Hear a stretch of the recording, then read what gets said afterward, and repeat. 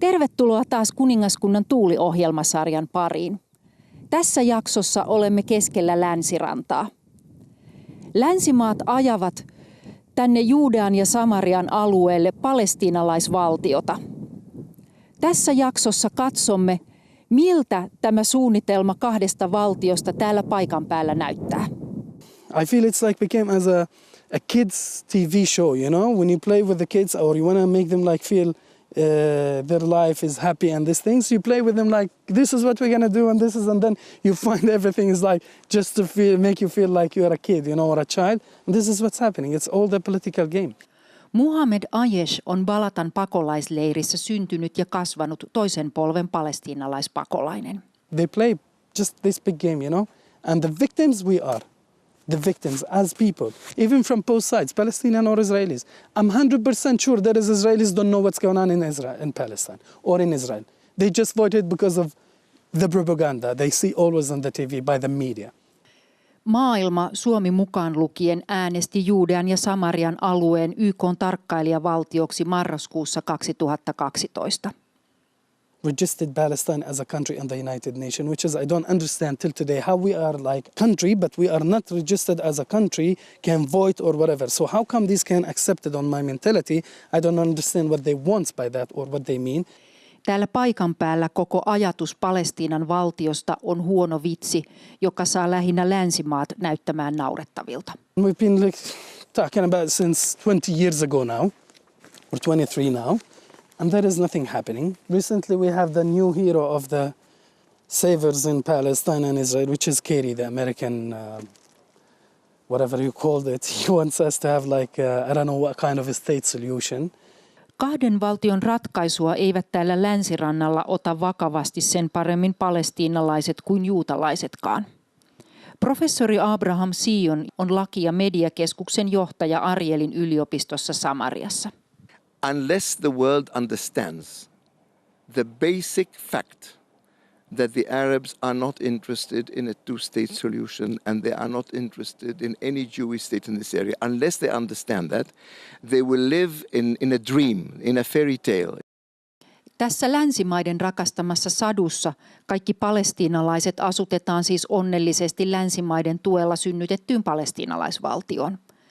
Sadunkertojien kannalta kiusallinen realiteetti on, että palestiinalaispakolaiset eivät halua tätä kahden valtion ratkaisua. Maybe 5 or 10% of the refugees who live here, they believe like in two-state solution, but the rest they believe in their original town. They want one-state solution, which is belong to them, the Palestinian rights return. And that's why, so, I mean, as a refugee for me, I prefer one-state solution.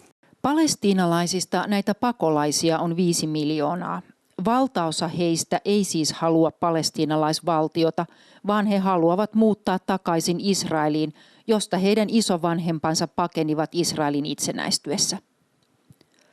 Kaikki arabit eivät kuitenkaan paenneet kodeistaan Israelin valtion itsenäistyessä, vaan osa jäi asumaan juutalaisten keskelle. Myöskään nämä Israelissa jo 65 vuotta asuneet arabit eivät kaipaa asumaan tähän palestiinalaisvaltioon. They live in a democracy. They have much better terms than they have in any other Arab country and also in the Palestinian territory. Let me tell you that the Arabs under Israeli military control in Gaza, when I was there as a reserve soldier, officer, they had much more rights under Israeli military rule than they have at any time under the Palestinian rule or under the Gaza rule. So they were much better off at that time. 300,000 Arabs were working inside Israel. They got all the benefits that the Jews have, and it's 10 times more than the benefits they get when they work in the Arab territories. Israelin armeijassa vapaaehtoisesti palvelevat kristityt arabit ovat myös vuoden 2013 aikana astuneet näkyville ja puhuvat Israelista kotimaanaan, joka on puolustamisen arvoinen. Myöskään Israelin puolelle asumaan jääneet islaminuskoiset arabit eivät ole halunneet vaihtaa palestiinalaishallinnon alle silloinkaan, kun sitä on heille tarjottu. And you can see that when we offered the Arabs of the triangle, that's Taipei, the Arab villages, close to the 67 borderline. We said, look, why don't you move? You don't move, we're not going to take you away. Just move the border. And instead of being under Israeli control, be under Palestinian control. They said, no, under no circumstances, we would not do that. We want to remain here. Palestiinalaisvaltiota kannattaa osa niistä arabeista, jotka polveutuvat jo Israelin itsenäistyessä Juudean ja Samarian alueella asuneista arabeista. Palestiinalaisvaltiota kannattavat erityisesti palestiinalaisten johtajat ja heidän lähipiirinsä, jotka saavat siitä itselleen huikeaa taloudellista hyötyä. Esimerkiksi Abbas nauttii edelleen presidenttinä olemisesta ja presidenttinä saamastaan $1 miljoonan kuukausipalkasta, siitäkin huolimatta, että hänen vaaleilla valittu toimikautensa päättyy jo tammikuussa 2009. Kahden valtion ratkaisua kannattavia länsimaita ei näytä häiritsevän edes se, että Abbas ei ole enää laillisesti vallassa, vaan palestiinalaisvaltiota valmistellaan hänen korruptoituneen hallintonsa kanssa. I mean, this is the main issues too. The third hand, which is playing a big role in the country, which is the European and the American, mainly the Americans. They play a big role. They talk about themselves as the democratic states where they destroy all the nation all over the world. Palestiinalaiset kokevat olevansa muille pelkkiä pelinappuloita ja he ovat pettyneitä myös muihin arabimaihin. Even in the Arabic country we have the same. They play with the Palestinian. Like Qatar, since when Qatar care about Palestine? Just since when they start having their own interest in the Arabic countries. Saudi Arabia is the same. Egypt is the same. Lebanon is the same. They don't give a shit about us. They just care about themselves. I mean, the borders between Israelis and Lebanon. When we have the war in Gaza, what did you do for Palestinians? Nothing. They were standing aside. But when they have a war with Lebanese, they wanted us to intervene to to support them and stop Israel from attacking them. So all people is interested about themselves. So they don't care about whatever, us or Israelis. It's the same. It's just like corruption and money. That's all, and power. Palestiinalaisten pettymys arabimaihin syveni, kun Jordania karkoitti vuonna 1970 vallankaappausta yrittäneen Palestiinan vapautusjärjestö PLO:n maasta. Tätä kutsutaan mustaksi syyskuuksi.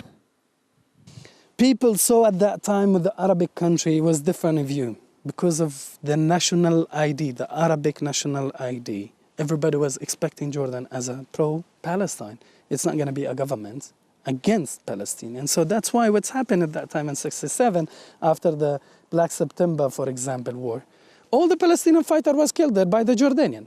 So I don't understand how come you are going to be controlling me, or you want me to be following your country, or being a part of your country, or be a country with your relationship, and then you're killing my people.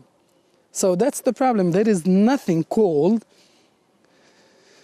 pro-Palestine, or a country wants Palestine rights. All of them, they want their own benefits, their own interests. And this is what I believe. After 34 years of my experiences in this country, everybody cares about his own responsibility. And this is my theory. If it was possible to take every Arab and ask him in a closed room where nobody is hearing, what does he prefer? To be under Palestinian rule, under Israeli rule, he would definitely have said, I would like to be under Israeli rule. But if he says that, then the next day he might not be alive. So therefore, you don't have people who are saying that they want to be under Israeli control, because this is like treason. Palestiinan kansan vuoksi arabijohtajat eivät tätä kahden valtion ratkaisua tahdo. Mihin tätä palestiinalaisvaltiota sitten oikein tarvitaan? Vastausta ei tarvitse hakea kaukaa. Se löytyy Gazasta. Kun Israel vetäytyi sieltä syyskuussa 2005, Gazasta ei muodostunutkaan sen johdosta palestiinalaisten onnelaa, vaan tukikohta taistelussa Israelin tuhoamiseksi. Tavoite tuhota Israel lukee suoraan myös Gazaa hallinnoivan Hamasin peruskirjassa. Israel on olemassa siihen asti, kunnes islam tuhoaa sen, samoin kuin se tuhosi muut ennen sitä. Palestiinalaisvaltion idea on saada Israelin armeija ulos myös länsirannalta, jotta myös tästä länsirannan rajalta voitaisiin käydä sotaa Israelia vastaan. Well, first of all, we have to understand one basic thing. the Arabs would not accept a Jewish state under no circumstances. Under no circumstances. In other words, it's not a war for territory. It's a war of religion. It's a war that the Arabs cannot accept the fact that in the center of the Arab world there is a Jewish state. They will not accept it. That's why they do not. They would not recognize Israel as Jewish state. What's the problem of recognizing Israel as Jewish state? Myös kahden valtion ratkaisua ja palestiinalaisvaltion perustamista ajava Yhdysvallat oli maaliskuussa 2014 edelleen julkisuudessa sitä mieltä, ettei palestiinalaisten ole tarvetta tunnustaa Israelia juutalaisena valtiona.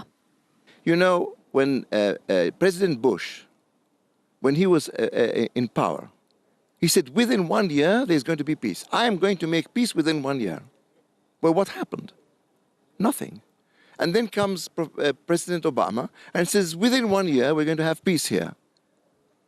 He doesn't know the facts. He doesn't understand the facts. I mean, the Americans have such great intelligence by knowing what's happening in the world. They even know what Angela Merkel is speaking in a telephone.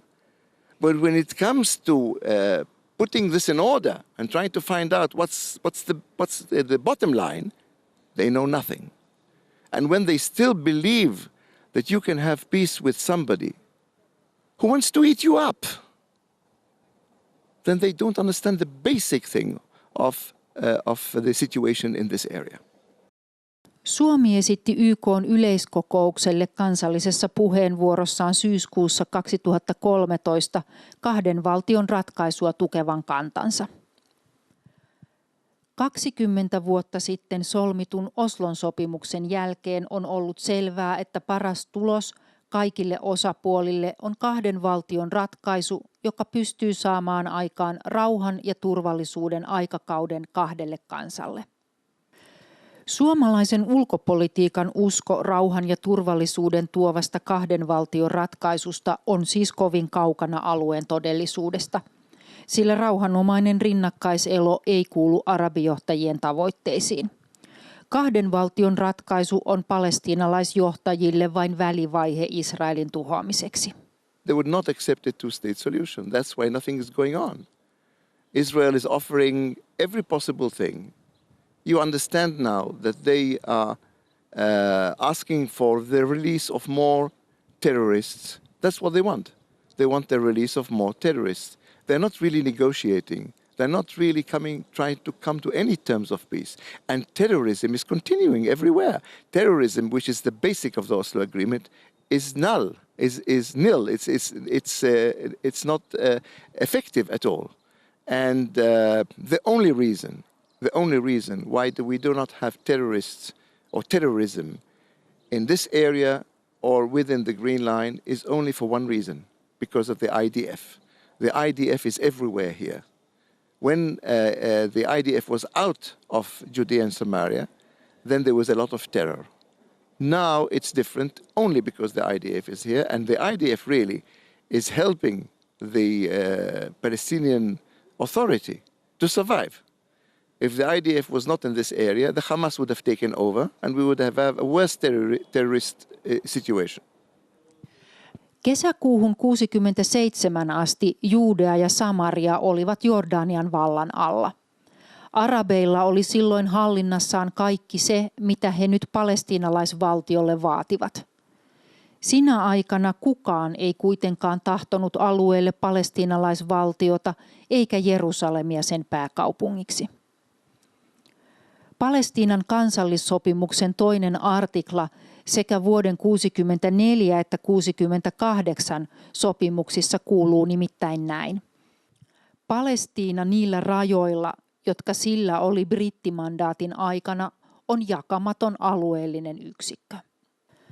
Vuoden 1949 aselepolinjan eli niin sanotun vihreän linjan sisällä asuu noin 5 miljoonaa juutalaista ja 1,7 miljoonaa arabia.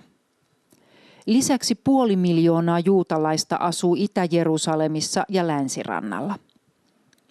Länsirannalla Gazassa ja Jordaniassa asuvista arabeista merkittävä osa puolestaan on vuoden 1948 pakolaisia ja heidän jälkeläisiään.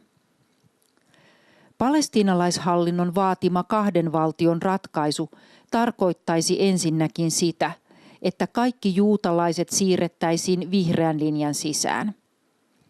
Lisäksi he vaativat kaikille näiden alueiden ja ympäröivien maiden vuoden 1948 palestiinalaispakolaisille oikeutta saada muuttaa saman vihreän linjan sisään.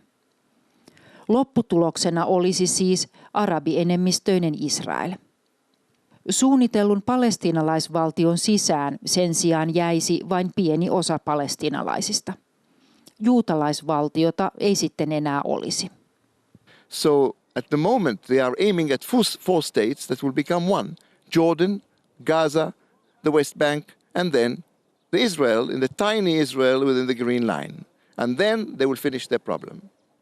Mikään määrä valtioita ei nimittäin ratkaise todellista ongelmaa. Unless the Arabs accept the Jewish state, there will not be peace. Once they accept the Jewish state, they really accept, not just say we accept, really accept. They come to terms with themselves and say, look, we cannot annihilate the Jewish state. We cannot throw them out in the sea. Let's live with them. Once this happens, there will be peace. Länsimaiden hyväntahtoiset pyrkimykset alueella vain pahentavat tilannetta, koska ne yrittävät ratkaista aivan väärää ongelmaa. Lähi-idän ongelma ei nimittäin ole Israel, vaan arabien keskuudessa elävä vihankulttuuri. Muhammed Ayeshin perhe lähti Israelin itsenäistyessä pakoon Haifan seudulta ja juuttui Balatan pakolaisleirille. Muhammed on syntynyt ja kasvanut siellä. Juutalainen Abraham Sion on myös pakolainen. Hänen sukunsa asui Irakin alueella liki 2000 vuotta Jerusalemin toisen temppelin tuhosta asti. Israelin itsenäistymisen jälkeen Sionin perhe joutui pakenemaan Irakista ja Abraham tuli Israeliin 11-vuotiaana. It was difficult to come here, first of all, because you get uprooted from your own place and you come to a new place. Of course, we were ideologically, we felt at home, but it was very, very difficult at the beginning. My father had a lot of property. He was a rich man in Iraq, and he left all the property there. He hardly was able to get something out. So you can imagine what is it to live in luxury in a place and then to come to a place where you start living in tents and until you get settled. It takes quite a lot of time. But things changed in 10-15 years and for the better. And I don't regret 1 minute that I'm here. Ennen Oslon sopimuksia ja intifaadoja Juudean ja Samarian alueella asuvat arabit ja juutalaiset pystyivät elämään yhdessä. Before this intifada started, in the first intifada on the 80s, I don't know, 70% of the population used to work in Israel. So how come you consider these your enemy if you work there and they pay you? 90% of the Palestinian economical situation used to depend on the Israeli one. So what kind of enemies? But these are the brainwashed, happen later after like Oslo agreements, you know, create this hateness, create more enemies between each other. And the people who get this benefit is the corrupted people on the governments. They have the corruption, they have the power, they can use it as they want and they can do whatever they want. For both nations, not for us just. Well, it's the same thing as in Iraq, in Syria, in Lebanon, in Egypt. The people don't count. When you have a totalitarian state, the people do not count. So you have the leaders who decide what's happening and the people go along because they cannot say anything which is against. The next day they are either in prison or they're dead. Tämä Juudean ja Samarian alue on Oslon sopimuksella jaettu niin, että juutalaisten pääsy arabikyliin ja kaupunkeihin ja niiden välisille teille on kielletty. Palestiinalaisilla rekisterikilvillä varustetut autot eivät puolestaan pääse juutalaisille asutusalueille ja esimerkiksi Arieliin töihin tulevat arabit jättävät autonsa portin ulkopuolelle. Kun Arielin kaupunkiin valmistui vuonna 2003 tämä uusi tie, siitä ei tehty edes virallista liittymää tälle arabikyliä yhdistävälle tielle. Arabien ja juutalaisten tarve päästä toistensa luo on kuitenkin synnyttänyt pikkutien näiden virallisten teiden välille. Arjen tasolla yhteys pyrkii aina syntymään, vaikka kummoisessa kunnossa se ei ole, ennen kuin todellinen rauha tulee. Jews and Arabs will have to live side by side in a situation that is today. In other words, in the one hand, we should try to bring them closer to our hearts as much as we can, because not all Arabs are bad and not all Arabs want to fight us. I want to clarify one thing about Palestine and about the Israelis and about the whole conflict here. We are a human before anything else, you know. We want to live as normal life, as you in Finland, as the other people in Germany, as the other people in the Arabic country. We are all have to have the same lifestyle, you know. We don't have any hateness for any person. Juutalaiset käyvät Arielin lähellä arabikaupoissa ja arabit käyvät töissä Arielissa. Tavalliset ihmiset haluavat elää normaalia elämää ja elättää perheensä. If you leave the situation for nations, for people themselves, like here and there, they will live together. They don't care about whatever. None of them know me or I know them. Yani, let's say you are an Israelis and we met the first time and you don't know me, I'm a Palestinian, and I don't know that you are an Israelis, I will never have any problem with you. You know, because we never know each other. We are human before anything else. But if I knew like you are an Israelis before, and you know that I'm a Palestinian, we still have these borders that we created by ourselves, even by our Palestinian or Israelis, where they like teach you or filling you with these hateness for Arab, Palestinian, Muslims, and the same for Palestinian. They hate you or they filling you with these hateness for Israelis. They are your enemies and stuff like that. And that's why it's like unbelievable. Yani, I'm going to tell you like a quick story about what happened with me when I was in Germany, like about a month and a half now, or 2 months nearly. When I arrived to Basel airport, we were like a group of Palestinians, a group of Israelis, and international, like German, you know, in this conference. We asked the taxi driver, are we ready? He said, there is one over there, and we're still missing another person. He will come soon. So we said, okay, we're going to just go and say hi. We didn't know that he's an Israeli, and he didn't know that we are Palestinian. Of course, we speak English, all of us. So we said, hi, how are you? Like, nice meeting you. And Mayash from Nablus, whatever. And he said, I'm Shlomo from, I think he was living in Tel Aviv. And at this point, we didn't know each other, you know, like, look at him, like, hi, saying hi and shaking hands is like, fine. But then when you know, like, he's an Israeli, you feel like, oops, Israelis, it's like, and he's like Palestinian, you know. And then when you start like talking and have a conversation and have this culture of, which we call it the dialogue culture, you know, which is one of the most effective way to show the reality for both nations. I mean, this is the major issues. Dialogues and talks always make people more closer. And this is why we became more friends, me and them. I mean, like, I have Michal, she's a good friend of mine, and she was ex-soldiers now. We Skype all the time. We talk by the phone. We text each other, like, hi, how are you? How was your weekend? What did you do? Whatever, you know, all these kind of questions. And we still like together.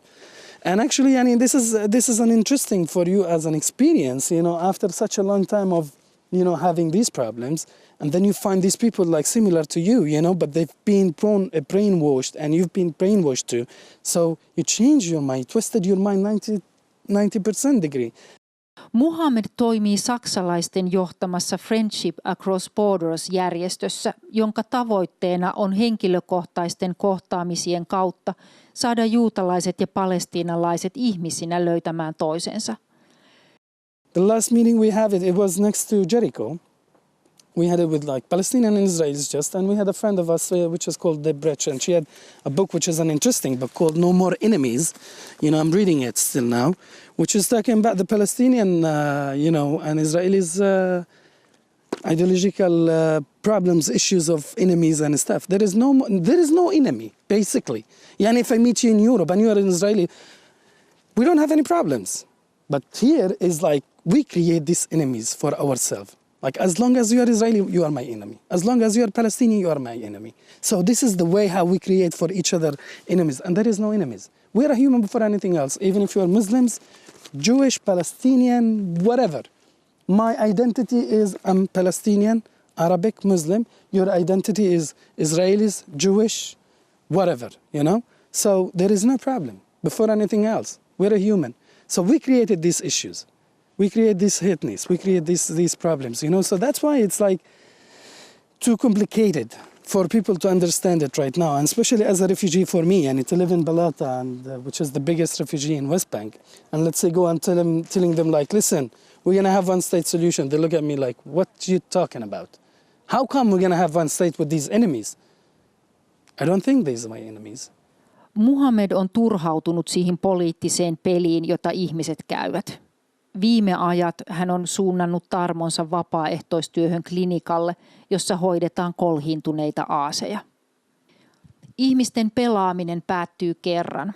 Raamatussa Jumalalla on lupaus siitä, miten tähän maahan tulee rauha. Jumala erityisesti varoittaa Raamatussa kansoja jakamasta hänen maataan. Minä kokoan kaikki kansat ja vien ne alas Joosafatin laaksoon. Siellä minä käyn oikeutta niitä vastaan, kansani ja perintöosani Israelin tähden, koska ne ovat hajottaneet kansani kansojen sekaan, jakaneet minun maani. Jumala nimittäin on luvannut tämän maan Jaakobille eli Israelille. Sen maan, jonka olen antanut Abrahamille ja Iisakille, minä annan sinulle, ja sinun jälkeesi minä annan sen sinun jälkeläisillesi. Raamattu kertoo tulossa olevasta rauhan ajasta, joka koittaa, kun Israelin kaikki 12 heimoa ovat palanneet takaisin maahansa, ja maata hallitsee juutalainen Messias-kuningas.